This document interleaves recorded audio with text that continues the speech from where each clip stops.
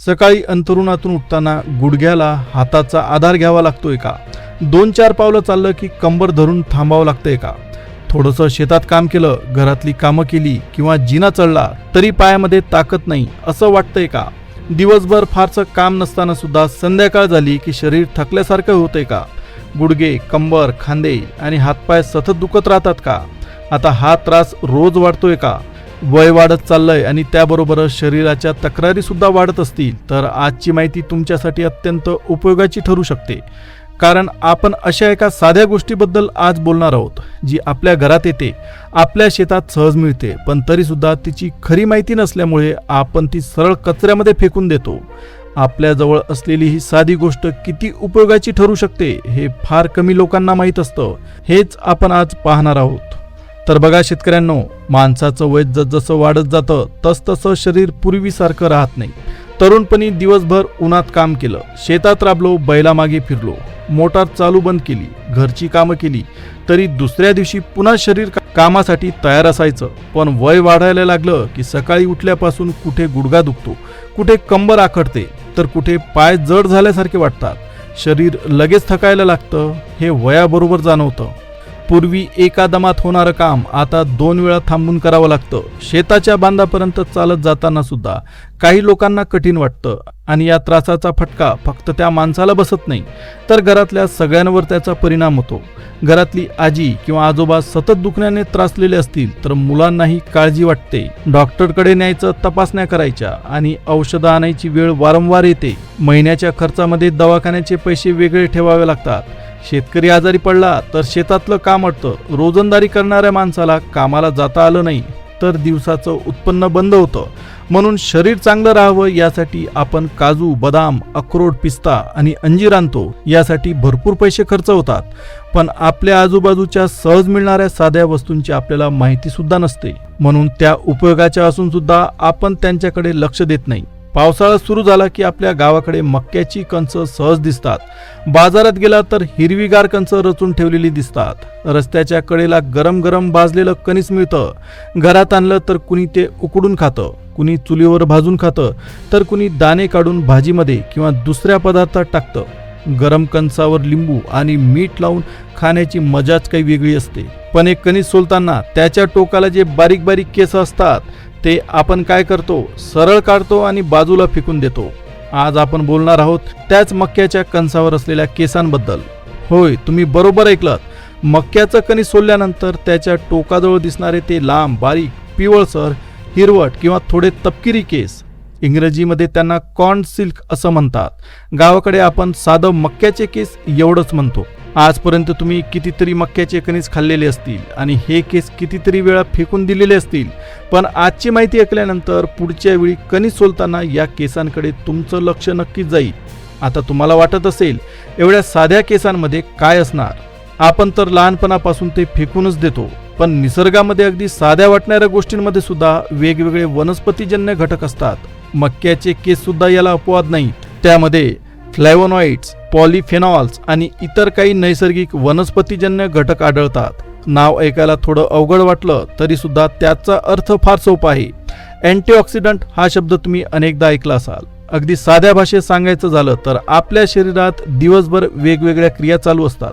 आपण खातो, पितो, काम करतो, उन्हामध्ये फिरतो, शरीर ऊर्जा तयार करतं. या सगळ्या प्रक्रियांमध्ये शरीरातील पेशींवर ताण आणणारे काही घटक तयार होतात. त्यांच्यापासून शरीराच्या सामान्य रक्षणाला मदत करणारे काही नैसर्गिक घटक अन्नातून मिळतात. त्यांना अँटीऑक्सिडंट असं म्हटलं जातं. मक्याच्या केसांमध्ये आढळणाऱ्या काही वनस्पतीजन्य घटकांकडे याच कारणामुळे अभ्यासकांचं लक्ष गेलं. आता मक्याच्या केसांचा पहिला महत्त्वाचा पारंपरिक उपयोग सुद्धा तुम्ही समजून घ्या. काही लोकांना शरीर जड वाटत राहतं. सकाळी उठल्यावर चेहरा थोडा सुजल्यासारखा वाटतो, पायाला जडपणा जाणवतो. शरीरातील पाण्याचं संतुलन व्यवस्थित राहणं खूप महत्त्वाचं असतं. आपण किती मीठ खातो, किती पाणी पितो, दिवसभर किती हालचाल करतो, किडनीचं काम कसं चाललंय, अशा अनेक गोष्टी त्यामध्ये येतात. मक्याच्या केसांचा पारंपरिक वापर हलक्या मूत्रवर्धक पेयाच्या स्वरूपात केला गेलेला आहे. अगदी साध्या भाषेत सांगायचं तर लघवी होण्याच्या नैसर्गिक प्रक्रियेला आधार देणाऱ्या वनस्पतीजन्य पेयांमध्ये मक्याच्या केसांचा वापर पूर्वीपासून केला जातो. यामुळेच अनेक जुन्या घरगुती पद्धतीमध्ये मक्याच्या केसांचा चहा किंवा त्याचं पाणी वापरण्याचा उल्लेख आपल्याला ऐकायला मिळतो. तर बघा, याचा अर्थ असा अजिबात होत नाही की शरीराला सूज आली की फक्त मक्याच्या केसांचा चहा घेतला आणि सगळा प्रश्न संपला. कारण शरीराला सूज येण्यामागे अनेक कारणे असू शकतात. पण सामान्य निरोगी माणसाच्या आहारामध्ये योग्य पद्धतीने आणि कमी प्रमाणात तयार केलेलं मक्याच्या केसांचं हलकं पेय हा एक पारंपरिक पर्याय ठरू शकतो. पण पुढचा मुद्दा सगळ्यात जास्त नीट लक्ष देऊ नये का? आपल्या शरीरामध्ये किडनीचं काम किती महत्त्वाचं आहे हे वेगळं सांगायला नको. गावाकडच्या माणसाला समजेल अशा साध्या भाषेत सांगायचं झालं तर आपण धान्य चाळताना चांगलं धान्य वेगळं आणि कचरा वेगळा करतो. अगदी तसंच शरीरात होतं असं नाही. पण किडनीचं काम समजून घेण्यासाठी हे उदाहरण तुम्ही लक्षात ठेवा. किडनी आपल्या रक्तातील नको असलेले पदार्थ आणि जास्तीचं पाणी वेगळं करून ते लघवीतून बाहेर टाकण्याच्या प्रक्रियेमध्ये मोठं काम करते. म्हणूनच दिवसभर पुरेसं पाणी पिणं खूप महत्त्वाचं असतं. पण अनेक लोक काय करतात, सकाळी चहा घेतात की दुपारपर्यंत पाण्याचा ग्लास हातातच घेत नाही. उन्हात शेतामध्ये काम करतात, घाम निघतो पण पाणी कमी पितात. अशी सवय शरीरासाठी बिलकुल चांगली नाही. मक्याच्या केसांचा पारंपरिक उपयोग मूत्रमार्गाशी संबंधित आरोग्यासाठी केला जात असला तरी सुद्धा त्यासोबत पाणी आणि योग्य आहार अत्यंत महत्त्वाचा आहे. काही लोकांना मूतखड्याचा त्रास असतो. अशावेळी गावामध्ये लगेच वेगवेगळे घरगुती उपाय सांगितले जातात. पण मोठा मूतखडा, तीव्र वेदना, लघवीमध्ये रक्त, ताप किंवा लघवीला त्रास होत असेल तर डॉक्टरांकडे जाणं गरजेचं असतं. मक्याच्या केसांचा साधा चहा हा किडनीच्या गंभीर आजारावर औषध नाही. मात्र पारंपरिक वापरामुळे मूत्रमार्गाच्या सामान्य आरोग्याच्या चर्चेत मक्याच्या केसांना महत्त्वाचं स्थान मिळालेलं दिसतं. आता पुढचा फायदा शरीरामध्ये होणाऱ्या सामान्य दाहाशी जोडलेला आहे. वय वाढल्यानंतर अनेक लोक सांगतात, सकाळी उठलो की गुडघा आखडल्यासारखा वाटतो, हात फिरत नाही, कंबर जड होते, दिवसभर काम केल्यानंतर संध्याकाळी पाय दुखायला लागतात. शेतकरी माणसाचं आयुष्य कष्टाचं असतं. उन्हात काम, थंडीत काम, पावसात काम, कधी वाकून काम करायचं, कधी वजन उचलायचं. वर्षानुवर्षे हा ताण शरीरावर पडतो. घरातल्या महिलांची परिस्थिती सुद्धा वेगळी नाही. पहाटे उठल्यापासून चूल, पाणी, जनावरं, मुलं, घरं आणि शेती अशी कितीतरी कामं असतात. त्यामुळे शरीराला योग्य आहारातून पोषण मिळणं गरजेचं आहे. मक्याच्या केसांमध्ये असलेल्या काही वनस्पतीजन्य घटकांच्या अँटीऑक्सिडंट आणि दाहाशी संबंधित गुणधर्मांकडे अभ्यासकांमध्ये लक्ष दिलं गेलेलं आहे. त्यामुळे आपल्या आसपास सहज उपलब्ध असलेला हा भाग आहारातील वनस्पतीजन्य विविधतेमध्ये उपयोगी ठरू शकतो. इथे एक गोष्ट नीट लक्षात घ्या. आपल्या गावाकडे कोणाच्या गुडघ्यात दुखलं की लगेच म्हणतात नसा कमजोर झाल्या, पायाला मुंग्या आल्या की नसा कमजोर झाल्या, कंबर दुखली तरी नसांचा त्रास. पण प्रत्येक दुखण्यामागे नसाच कारणीभूत असतात अशातला भाग नाही. स्नायूंचा ताण, सांध्याची झीज, पोषण कमी असणं, चुकीची बसण्याची पद्धत, जुन्या दुखापती, वजन वाढणं अशा अनेक गोष्टी कारणीभूत असू शकतात. त्यामुळे मक्याच्या केसांचा चहा प्यायला आणि एका दिवसात गुडघेदुखी कायमची बंद झाली अशी अपेक्षा ठेवायची गरज नाही. त्याची खरी किंमत अशी आहे की आपण फेकून देणाऱ्या एका साध्या वनस्पतीच्या भागातही उपयोगी नैसर्गिक घटक असतात. तो योग्य पद्धतीने वापरला तर रोजच्या आहारामध्ये एक वेगळं वनस्पतीजन्य पेय आपल्याला मिळू शकतं. आता पुढचा मुद्दा खूप लोकांसाठी महत्त्वाचा आहे. तो म्हणजे शरीरातील साखरेचं व्यवस्थापन म्हणजे मॅनेजमेंट. आज गावामध्ये घराघरात शुगर असलेला एखादा माणूस दिसतो. कुणाची सकाळची गोळी सुरू असते, कुणाची रात्रीची, कुणी रोज चालायला जातं, कुणी साखर तपासतं. अशावेळी नैसर्गिक पदार्थांबद्दल लोकांची उत्सुकता वाढणं साहजिकच आहे. मक्याच्या केसांमध्ये आढळणाऱ्या काही नैसर्गिक घटकांचा शरीरातील ग्लुकोज म्हणजेच साखरेशी डायरेक्ट संबंध येतो. त्यामुळे मक्याच्या केसांकडे या दृष्टीने सुद्धा अभ्यासकांनी पाहिलं. पण ज्यांना आधीपासून मधुमेह आहे त्यांनी ही गोष्ट नीट लक्षात घ्यावी. शुगरची गोळी स्वतःच्या मनाने कमी किंवा बंद करून मक्याच्या केसांचा चहा सुरू करणं योग्य नाही. कारण शुगर नियंत्रणात ठेवण्यासाठी एकच गोष्ट काम करत नाही. रोजच्या पोळ्या किती, भात किती, गोड किती, चालणं किती, वजन किती, झोप कशी आणि डॉक्टरांनी सांगितलेली औषधं व्यवस्थित घेतो का, हे सगळं महत्त्वाचं असतं. मक्याचे केस वापरायचे असतील तर सामान्य आहारातील पूरक पर्याय म्हणून त्याचा विचार करा. आता यानंतरचा मुद्दा आहे बीपीचा. आपल्या गावाकडे बीपी वाढलेला असून सुद्धा अनेकांना बराच काळ कळत सुद्धा नाही. डोकं दुखत नाही, चक्कर येत नाही म्हणून बीपी चांगला आहे असं होत नाही. मीठ जास्त खाणं, वजन वाढणं, ताण, वय, किडनीचं आरोग्य, घराण्यातील इतिहास अशा अनेक कारणांमुळे रक्तदाब म्हणजे आपला बीपी वाढू शकतो. मक्याच्या केसांचा पारंपरिक वापर शरीरातील पाणी बाहेर जाण्याच्या प्रक्रियेशी जोडला गेल्यामुळे त्यांचा पाणी आणि काही क्षारांच्या संतुलनाशी संबंध असू शकतो. म्हणून बीपीची औषधं घेणाऱ्या लोकांनी जास्त काळजी घ्यायची, कारण आधीच औषध सुरू असताना वरून एखादं जास्त केंद्रित वनस्पतीजन्य उत्पादन घेतलं तर शरीरावर त्याचा मोठा परिणाम होऊ शकतो. सामान्य निरोगी व्यक्तीने हलका चहा म्हणून वापरणं आणि औषध घेणाऱ्या रुग्णाने अर्क घेणं या दोन वेगवेगळ्या गोष्टी आहेत. आता आपण वजनाबद्दल बोलूया. आज वजन कमी करण्याच्या नावावर बाजारात कितीतरी गोष्टी मिळतात. कुठली तरी पावडर, कुठला तरी चहा, कुठली तरी बाटली. लोक पैसे खर्च करतात पण दिवसभर बसून राहायचं. गोड चहा 3 ते 4 वेळेस घ्यायचा, रात्री भरपूर जेवायचं आणि मग एका चहाने वजन कमी होणार अशी अपेक्षा ठेवायची. ते काही बरोबर नाही. मक्याच्या केसांचा साखर न घातलेला हलका चहा एखाद्या गोड पेयाच्या जागी कधीतरी घेतला तर रोजच्या आहारातील अनावश्यक साखर कमी होण्यासाठी एक छोटा बदल होऊ शकतो. एखाद्याला रोज 2-3 कप साखरेचा चहा घ्यायची सवय असेल तर त्यातील एखाद्या वेळेला साधं वनस्पतीजन्य पेय घेतलं तर ते चांगलं पाऊल ठरू शकतं. पण त्यासोबत चालणं आणि जेवणाचं प्रमाण सांभाळणं देखील गरजेचं आहे. आता या मक्याच्या केसांची अजून एक मोठी गोष्ट बघा, आणि ती म्हणजे आपल्या जवळची वस्तू आपल्यालाच ओळखता येत नाही. शेतकरी किती कष्ट करून मक्याचं पीक उभं करतो. जमीन तयार करायची, पेरणी करायची, खतं टाकायचं, पाणी द्यायचं, तण काढायचं, पीक जपायचं आणि शेवटी कणीस घरात आणायचं. पण त्या कणसाचा एक भाग आपल्याला उपयोग माहीत नसल्यामुळे कचऱ्यामध्ये जातो. शहरात मात्र वेगवेगळ्या वनस्पतींचे चहा छान पॅकेटमध्ये भरून विकले जातात. त्यामुळे आपल्या घराजवळ मिळणाऱ्या वस्तूंची माहिती असणं अत्यंत महत्त्वाचं आहे. याचा अर्थ प्रत्येक माणसाने रोज मक्याच्या केसांचा चहा घेतलाच पाहिजे असं नाही, पण आपल्या शेतातून मिळालेली कोणती तरी वस्तू कशी वापरता येते एवढी माहिती आपल्याला असणं अत्यंत महत्त्वाचं आहे. आता सगळ्यात महत्त्वाचा भाग समजून घ्या. मक्याचे केस वापरायचे तरी कसे? कारण कोणतीही गोष्ट वापरण्याआधी ती चांगली निवडणं आणि स्वच्छ करणं अत्यंत महत्त्वाचं असतं. मक्याचं ताजं कणीस घ्या. शक्यतो त्याची बाहेरची पानं हिरवी आणि ताजी असलेली पहा. कणसाच्या टोकाजवळचे केस थोडे पिवळसर, हिरवट किंवा नैसर्गिक तपकिरी असू शकतात, पण त्यांना बुरशी लागलेली असेल, चिकट झालेले असतील किंवा खराब वास येत असेल तर ते बिलकुल वापरू नका. कणीस सोलल्यानंतर मक्याचे केस हळूच वेगळे करा. त्यामध्ये माती असेल, धूळ असेल किंवा छोटासा किडा असेल तर तो काढून टाका. त्यानंतर स्वच्छ पाण्यामध्ये हलक्या हाताने ते धुवा.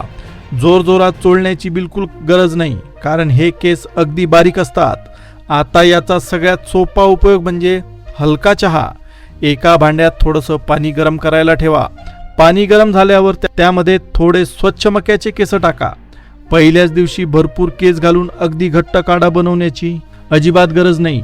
थोड्या प्रमाणानुसार सुरुवात करा. काही वेळ ते पाणी मंद आचेवर गरम होऊ द्या. त्यानंतर गॅस बंद करा आणि थोडा वेळ झाकण ठेवून द्या. मग चाळणीने गाळून घ्या. अशा पद्धतीने साधं मक्याच्या केसांचं पेय तयार होतं.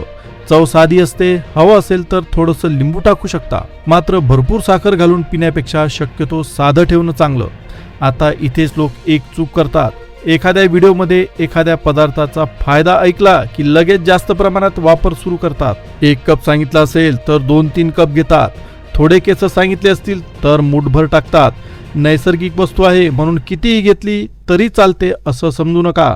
नवीन पदार्थ सुरू करताना कमी प्रमाणापासून सुरुवात करा आणि शरीराला कसं वाटतं त्याकडे लक्ष द्या. आता समजा मक्याचा हंगाम आहे आणि तुमच्याकडे भरपूर ताजे मक्याचे केस मिळाले तर ते पुढच्या वापरासाठी वाळवून सुद्धा ठेवता येतात. त्यासाठी सर्वात आधी केस स्वच्छ करा. पाण्याने धुतले असतील तर पाणी चांगलं निथळू द्या. त्यानंतर स्वच्छ कापडावर सावलीमध्ये पसरून ठेवा.